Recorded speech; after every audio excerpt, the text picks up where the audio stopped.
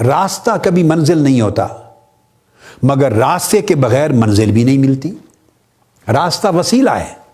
اللہ رب العزت نے ہر شے کے لیے ایک وسیلہ بنایا ہے، اس دنیا میں نظام ہی ایسا مقرر کیا ہے۔ اولاد ہے تو ان کے وجود کا، اولاد کے موجود ہونے کا وسیلہ ان کے ماں باپ ہیں، تو ماں باپ کے یہی وسیلہ ہی ذریعہ ہوتا ہے، وہی واسطہ ہوتا ہے، وہی راستہ ہوتا ہے۔ یہ ایک ہی معنی کو بیان کرنے کے لیے مختلف الفاظ ہیں۔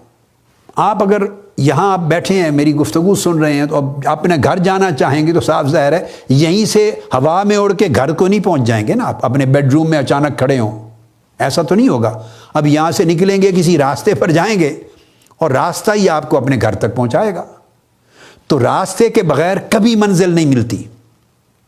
اسی طرح وسیلہ کے بغیر، واسطہ کے بغیر اور ذریعہ کے بغیر کبھی مقصود نہیں ملتا۔ یہ اللہ رب العزت کا قانون قدرت اور قانون فطرت ہے۔ تو مادی دنیا میں بھی اللہ رب العزت نے وسیلے بنائے ہیں، اور روحانی دنیا میں بھی اللہ رب العزت نے وسیلے بنائے ہیں۔ اور یاد رکھ لیں، وسیلہ کو ماننا، واسطہ کو ماننا، ذریعہ کو ماننا کبھی بھی مقصد کی اور منزل کی نفی نہیں ہوتی۔ نہ منزل کے ساتھ واسطہ کبھی شریک ہوتا ہے۔ بعض اوقات ہماری کم علمی یا کج فہمی کی وجہ سے ایک مغالطہ لگ جاتا ہے۔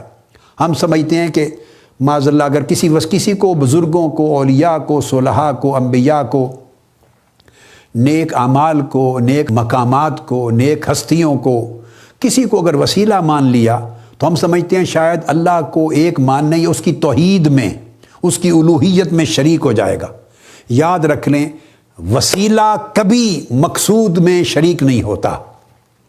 وہ شریک ہو ہی نہیں سکتے، ان میں شرکت ہی پاسبل نہیں۔